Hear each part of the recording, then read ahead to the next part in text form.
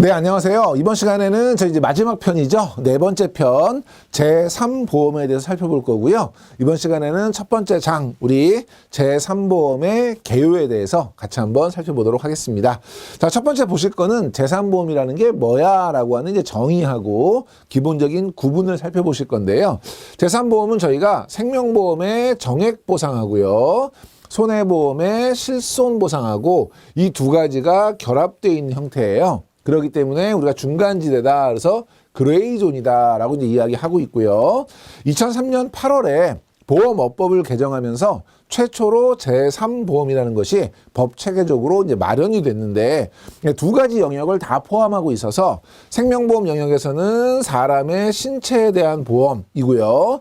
손해보험 영역에서는 정액뿐만이 아니라 실손보상적 급부, 뭐 예를 들면 소득 상실 보장이라든지 질병 치료비라든지 이런 것들이 이제 한꺼번에 녹아져 있는 그런 보험으로 제3보험이 정의가 되고 있고요.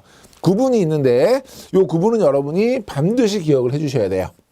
시험 문제에 자주 출제가 되고 있어서 제3보험에 해당하는 게 뭐냐, 제3보험에 해당하지 않는 게 뭐냐, 이런 식의 문제가 많이 나오고 있습니다. 세 가지인데요. 첫 번째 상해보험, 두 번째 질병보험, 세 번째 간병보험이고요. 이제 앞으로 나올 우리 세 개의 장이 남아 있는데 이 세 개의 장은 상해보험, 질병보험, 간병보험을 각각 구체적으로 여러분이 학습하시는 그런 장이에요. 그래서 일단은 시험 문제에 뭐 상해보험, 질병보험만 해당한다. 뭐 이러면 틀린 거예요. 간병보험이 빠졌으니까. 그래서 세 가지를 기억하셔야 되고 간단하게 살펴보면 상해보험은 세 가지 요건을 갖추어야 돼요. 상해라고 하는 건 첫 번째 우연해야 되고요. 그러니까 필연적이거나 고의적인 것은 상해로 보지 않는 것이고 두 번째 급격해야 돼요. 천천히 일어나는 거는 우리가 상해로 보지 않는 거죠. 예를 들면 제가 물건을 들다가 허리를 다쳤어요. 뭐 떨어져서 허리를 다쳤어요. 이건 상해예요. 그런데 천천히 요통이 생겼어요. 나이를 먹으면서 허리가 아파요. 이런 거는 상해로 보지 않는다는 거고요. 외래사고여야 돼요. 외래사고라는 건 뭐냐면 그 상해의 요인이 신체 외부로부터 발생돼야지 상해로 보겠다. 그래서 우연하고 급격한 외래사고를 우리가 상해로 정의하고 있고 세 가지 모두를 충족해야 됩니다. 뒤에서 제가 다시 한번 강조를 드리겠지만 요거는 기본적으로 잘 기억해 주시고요. 질병 같은 경우에는 질병으로 진단을 받으시면 진단 급부를 제공하고요. 입원이나 수술, 통원 같은 치료를 받을 때 일부는 정액으로, 일부는 실손보상으로 보장을 하게 되고요. 간병보험 같은 경우는 뭐 치매라든지 아니면 일상생활 장애 상태 같은 것들이 되면 제3자로부터 간병을 받아야 되는 경우가 있겠죠. 그런 경우에 그 간병에 필요한 비용을 지원하는 것이 간병보험이다. 이렇게 이해하시고 밑에 보면 간혹 가다가 기본적인 이제 정의를 물어보는 문제에서 제3보험은 노후에 필요한 생활비를 준비하기 위해 연금 자원을 마련하는 보험이다. 또는 가장의 사망 시 가족들의 경제적 곤궁을 해결하기 위한 보험이다. 이런 식의 지문이 나고 있습니다. 상해보험의 정의를 다시 한번 잘 상해보험, 질병보험, 간병보험 꼭 기억해 주시고요. 자, 지위를 한번 볼게요. 우리 상법에서 보통 보험편이라고 하는 데서 이제 보험을 규정하고 있는데 이 제3보험이라는 것은 상해보험에서는 정의하고 있지 않은 용어예요. 그래서 시험 문제에 상법에 정하고 있다거나 이런 문제는 이제 틀린 거고 그럼 어느 법에서 정하고 있냐도 중요하겠죠. 당연히 보험업법에서 정하고 있다. 자, 상법에는 두 개의 질병은 보험편에 나와요. 상해보험과 질병보험은 언급이 되고 있는데 뭐가 상법에서 빠져 있냐면 간병보험이라는 개념이 상법상에 아무런 규정이 없습니다. 그래서 요것이 포인트가 되겠죠. 그럼 시험 문제에 상해보험이 정의가 안 돼 있다거나 간병보험이 정의가 돼 있다거나 이런 부분들 염두에 두고 보시고요. 우리 이제 상법에는 인보험이라는 개념이 있죠. 사람 인자를 써서 그래서 우리 이제 사망, 생존 이런 거를 담보하는 생명보험에다가 상해보험과 질병보험을 함께 정의를 하고 있고 여기에 지금 뭐가 빠져 있냐면 간병보험에 대해서는 정의하고 있지 않다. 이렇게 여러분이 기억해 주시고요. 밑에 보면 상법상 생명보험의 경우에는 15세 미만자, 심신상실자, 심신박약자의 사망을 담보로 하고 있는 사망보험에 대한 계약은 무효로 정의하고 있죠. 이건 여러분이 앞에서 공부하셨던 내용이고, 앞에서도 마찬가지였지만 여기서도 이 15세 미만자, 심신상실자, 심신박약자 나열할 때 신용불량자를 간혹 나열하기도 해요. 신용불량자는 해당하지 않는다. 기억해 주시고. 그래서 요런 이제 생명보험의 경우에 적용되지 않는 요거는 이제 사망에 대한 계약이잖아요. 그래서 상해보험에 대해서는 이 조항은 적용받지 않는다라는 것도 참고로 보시고. 자, 의사 능력이 있는 심신박약자의 보험 계약을 체결할 때 단체 보험 피보험자로는 체결할 수 있었죠. 이것도 여러분이 앞에서 학습하셨던 내용들 다시 한번 정리해 주시면 되고, 여기서 핵심이 뭐냐면 상해보험 같은 경우는 사망을 담보로 하고 있지 않기 때문에 이 조항에 대한 적용을 받지 않는다는 거 정도만 기억해 주시면 되겠습니다. 밑에 보시면 질병보험은 상법으로 분류되지 않는다든지, 보험업법에는 간병보험에 대한 정의가 없다든지, 질병보험은 손해보험과 상해보험에 관한 규정을 준용한다든지, 뭐 이런 식의 잘못된 지문들 출제된 적이 있으니까 참고로 봐주시면 되겠습니다. 자, 그럼 이제 실제로 우리 재산보험이 정의가 되어 있는 보험업법에는 어떻게 정의가 되어 있냐? 제3보험을 독립된 보험업으로 규정을 하고 있습니다. 그러니까 생명보험, 손해보험, 그 다음에 제3보험 해서 제3보험을 별도의 독립된 보험업으로 규정하고 있고요. 밑에 보시면 보험업을 생명보험업, 손해보험업, 제3보험업으로 구분하고 있고, 생명보험에는 생명보험과 연금보험, 손해보험에는 화재보험, 해상보험, 자동차보험, 보증보험, 재보험, 제3보험에는 상해보험, 질병보험, 간병보험 이렇게 정의를 하고 있어요. 요거는 제가 왜 애써서 써드렸냐면 간혹 문제에 나오거든요. 박스 안에 넣어놓고 다음 중 생명보험업에서 관여할 수 있는 관장할 수 있는 그런 보험이 뭐냐, 영위할 수 있는 거, 맞는 거, 틀리는 거, 제3보험에 해당하지 않는 게 뭐냐 할 때 요 위아래에서 서로 섞어놓고 골라라, 이런 문제가 종종 출제가 돼요. 그래서 여러분들이 실제로는 지금은 막 섞여 있어서 이 재산보험이 안에 포함이 되면서 암보험도 둘 같이 팔고 실손보험도 같이 팔고 이런 것들이 있지만 법적으로는 지금 이렇게 정해져 있다라는 거거든요. 그래서 여러분이 생명보험업에 해당하는 거 2개, 그리고 재산보험업에 해당하는 거 3개, 요거만 명확하게 기억하고 계시면 나머지는 손해보험업 이렇게 정리할 수 있겠죠. 이것도 여러분 참고로 봐주시고, 재산보험은 독립된 하나의 보험이에요. 그렇기 때문에 옆에 지문에 보시면 제3보험은 생명보험의 한 부분이다, 틀린 거예요. 또 반드시 생명보험과 손해보험에 같이 계약이 돼야 된다, 이것도 틀린 거예요. 그래서 독립적인 보험업이고요. 제3보험을 만약에 하겠다라고 하면 사업이 가능한 보험사에 대한 얘기죠. 별도로 독립적인 제3보험회사로 사업을 하실 수도 있고요. 아니면 해당 보험업의 모든 종목에 대해서 허가를 받은 생명보험회사나 아니면 손해보험회사, 그러니까 생명보험업뿐만이 아니라 제3보험업에 대해서 허가를 받았다. 그러면 생명보험과 제3보험을 같이 판매할 수 있다, 이런 얘기가 되겠죠. 그러니까 생명보험회사도 판매할 수 있고요. 손해보험회사도 판매할 수 있고요. 별도로 독립적인 재산보험회사로 판매하거나 운영하는 것도 가능하다. 그럼 시험 문제는 뭐가 나오겠어요? 별도로 독립된 제3보험을 운영하는 것은 금지하고 있다. 틀린 거고요. 자, 밑에 보면 연금 전문 판매회사는 제3보험업에 허가를 받으면 제3보험을 모집할 수 있다. 하나의 상품만 판매하는, 예를 들면 자동차 보험만 전문으로 판다거나 연금만 전문으로 판다거나 이런 그 회사 같은 경우에는 제3보험을 할 수 없어요. 왜냐하면 해당 보험업의 모든 보험 종목, 그러니까 생명보험 전체를 판매할 수 있는 생명보험 회사가 제3보험을 하는 것은 가능하지만 연금 전문 판매회사, 하나의 상품에 대해서만 인가를 가지고 있는 회사는 제3보험을 판매할 수 없어요. 네, 그렇게 여러분이 정리해 주시면 되고요. 보험업의 허가는 보험 종목별로 동일하게 금융위원회의 허가를 받아야 되는데, 간혹 시험에 보험 종목별이 아니고 보험 계약별로 금융위원회의 허가를 받는다. 이렇게 나오면 맞추기 좀 쉽지 않죠. 그냥 한 지문에서 하나의 단어만 틀린 거니까. 그래서 여러분들이 계약별이 아니라 종목별이다. 여기서 종목은 뭐예요? 생명보험, 손해보험, 재산보험 이런 것이죠. 그래서 여러분이 종목별로 허가를 받는다. 기억해 주시고요. 자, 이제 모집 자격으로 한번 갈게요. 모집 자격은 시험에 아주 많이 나오는, 그러니까 우리 4편의 1장에서는 가장 많이 나오는 부분이에요.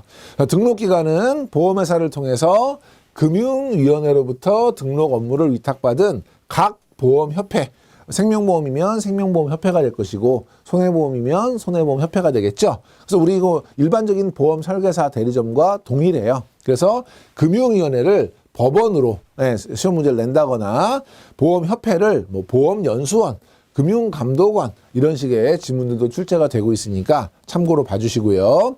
자, 그러면 생명보험하고 제3보험을 모집하고 싶어요. 그러면 어디 등록하면 되죠? 생명보험을 모집하니까 생명보험협회에 등록하시면 되고요.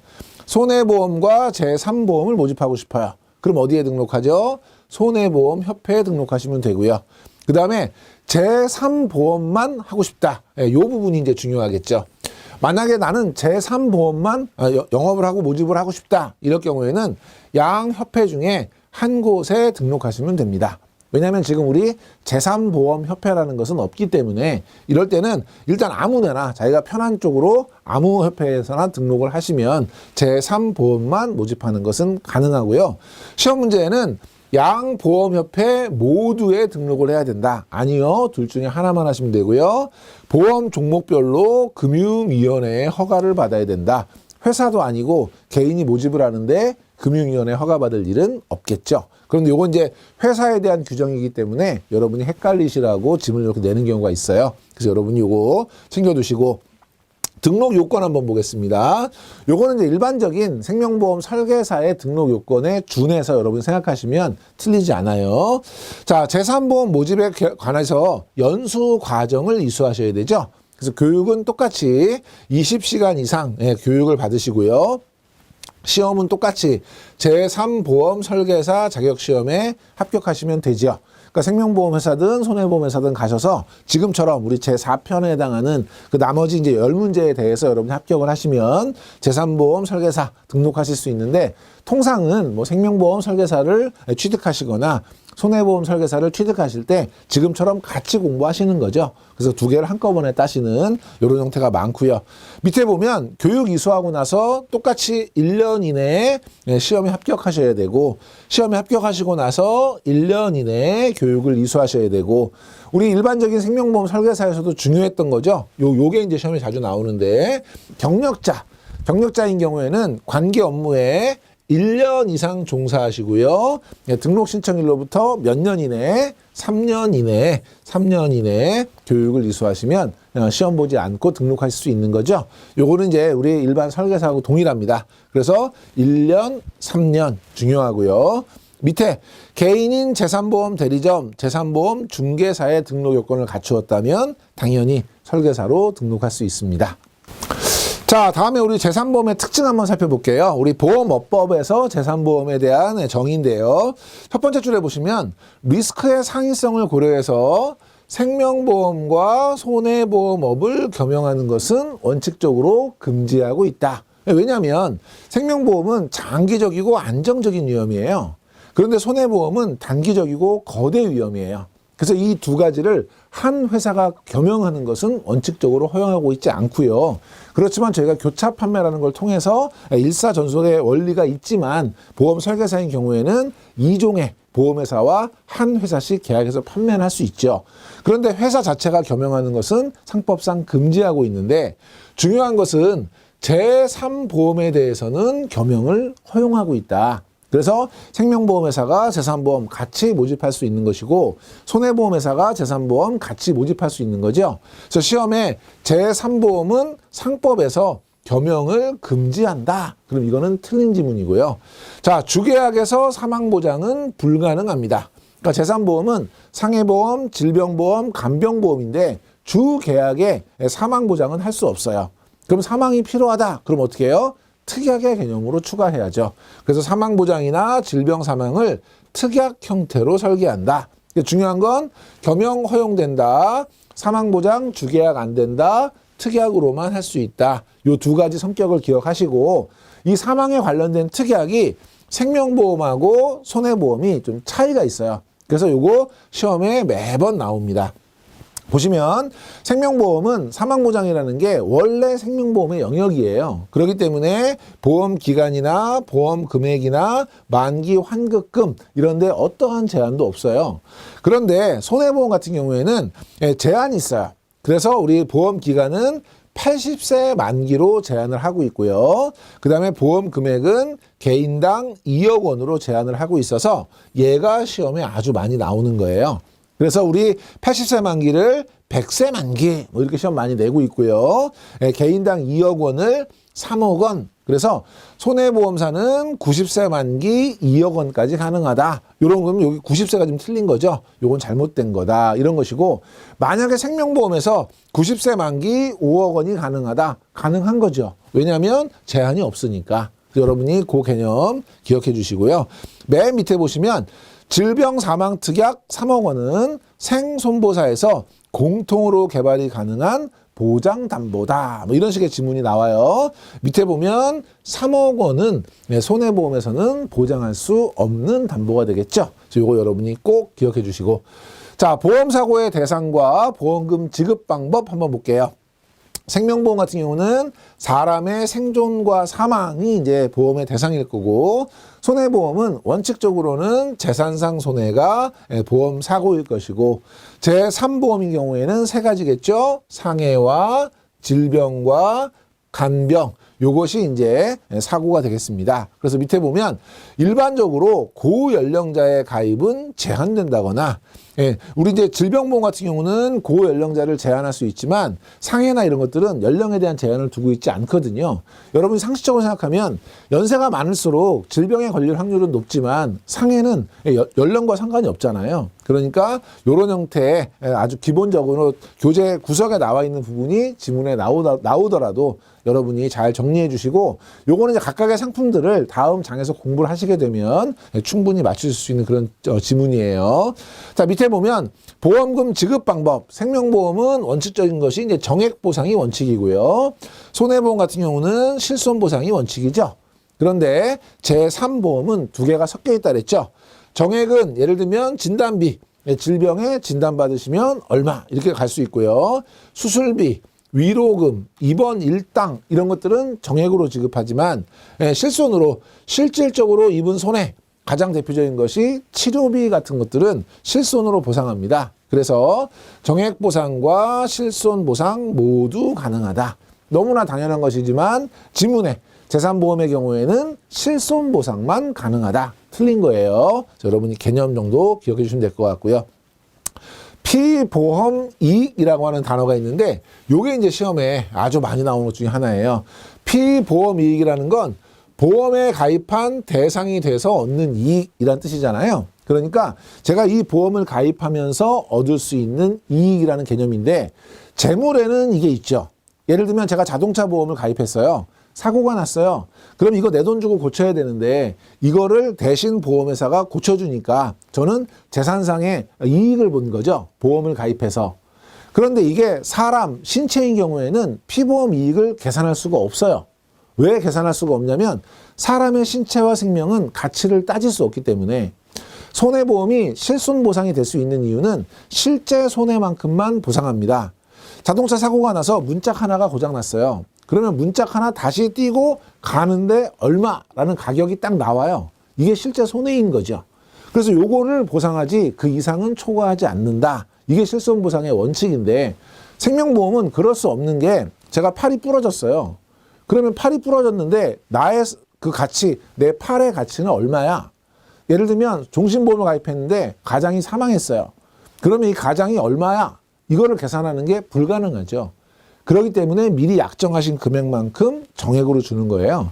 피보험 이익의 핵심은 뭐냐면 재산상의 어떤 보험 같은 경우는 피보험 이익이 존재하지만 우리 신체나 사람을 담보하는 경우에는 피보험 이익이 존재하지 않는다는 거예요.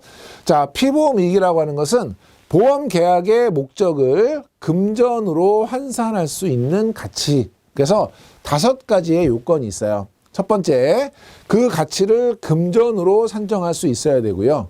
두 번째, 그 존재 여부 그리고 귀속이 보험 사고 전에 확정돼 있어야 돼요. 그러니까 보험 사고가 발생하기 전에 그 가치가 얼마야, 누구한테 귀속될 거야, 이게 확정돼 있어야 되는 거죠. 그래서 시험 문제는 사고 후에 확정되면 된다. 틀린 거고요. 세 번째, 피보험 이익의 최고 한도는 보험 목적물의 가치를 초과할 수 없다. 왜? 실손 보상이니까요. 피보험 이익이 있다는 거는 내가 만약에 사고가 났을 때 제일 크게 입을 수 있는, 전부 다 없어지는 게 최고잖아요. 이 전부 다 없어졌을 때 얼마? 이게 피보험 이익이에요.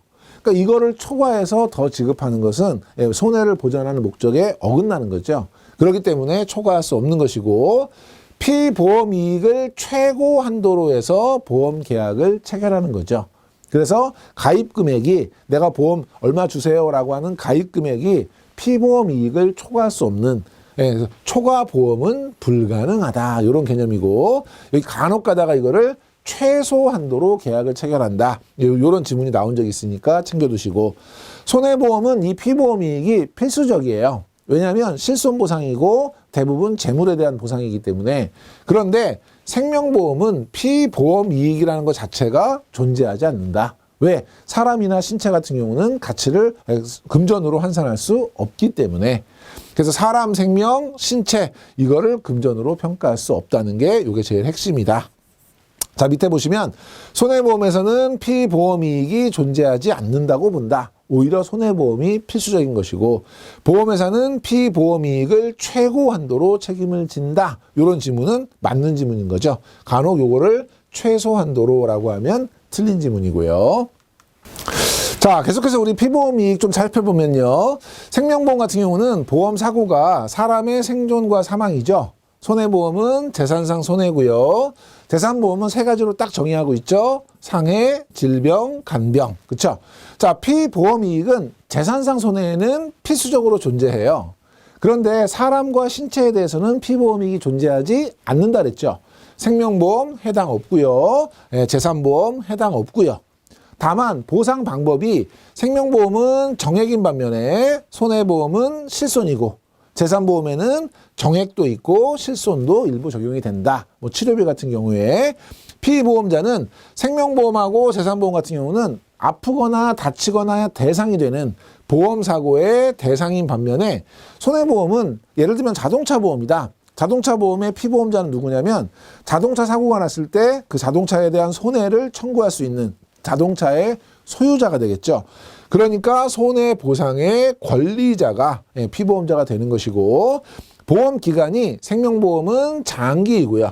그 다음에 손해보험은 단기이고요. 재산보험은 단기와 장기 모두 가능한 거죠. 그래서 여기 재산보험은 피보험 이익에 해당이 안 된다는 거하고, 단기, 장기 가능하다는 거, 요 2가지가 중요한 포인트고요. 밑에 보시면 제3보험은 보험기간을 장기로 해서 상품을 개발할 수 없다. 틀린 거죠. 장기도 가능하다. 알아두시고. 자, 이제 상품의 설계 기준을 한번 살펴보겠습니다. 첫 번째, 제3보험 상품은 보장성 보험이다. 보장성 보험. 그러니까 납입한 보험료보다 만기에 돌려받는 돈이 초과하지 않아야 되는 것이고요. 저축성 보험으로 분류하고 있다. 틀린 지문이고, 약관상 보상하지 않는 원인으로 사망을 했다. 그러니까 보상하는 원인으로 사망했다면 사망보험금을 지급하지만, 보상하지 않는 원인, 예를 들면 밑에 있는 것처럼 질병보험 피보험자가 교통사고로 사망했다든지, 아니면 상해보험 피보험자가 상해 이외의 원인으로 사망했다든지, 이런 경우에는 사망보험금을 지급하는 것이 아니고 책임준비금을 지급하고 계약은 소멸합니다. 그래서 가끔 이 책임준비금을 기납입보험료, 해지환급금, 또 밑에처럼 기납입보험료와 책임준비금 중에 큰 금액, 뭐 이런 식으로 바꿔서 문제 많이 내고 있거든요. 책임준비금 지급하고 소멸한다. 기억해 주시고, 제3보험 상품은 정액보상도 가능하고 실손보상도 가능하다 그랬죠. 그래서 수술비 같은 경우는 1회당 약정금액, 뭐 수술 한 번 할 때마다 300만 원, 이런 식으로 정액으로 지급될 수도 있고, 실제 수술비, 실제 들어간 수술비를 지급하는 것 모두 가능하고요. 실손 보상에 급부가 있다. 이런 경우에는 보험 가입 내역을 보험회사 간에 교환을 해서 가입 여부를 판단하고 사고가 나면 비례보상한다. 왜 그런 거죠? 실손보상은 중복보상을 하지 않기 때문에 그런 것이죠. 요거는 우리 실손의료보험에서 같이 공부했던 내용이에요. 밑에 보면 정액 보상형 상품을 다수 가입한 경우 비례보상한다. 정액 보상은 그냥 얼마 주겠다는 거니까 다수 가입하면 다수가 나가는 거예요. 다만 실손보상은 실제 손해만 보상을 해야 되니까 각각의 책임 금액에 따라서 비율대로 비례보상을 하는 거죠. 그러니까 정액보상이면 비례보상하지는 않겠죠. 틀린 거예요. 자, 이렇게 해서 이번 시간 정리하시고요. 다음 시간부터는 우리 상해보험부터 우리 간병보험까지 각각의 우리 질병들 담보하는 이제 보험들에 대해서 세부적인 내용들을 살펴보도록 하겠습니다. 이번 시간에 강의 들으시느라고 수고 많이 하셨습니다.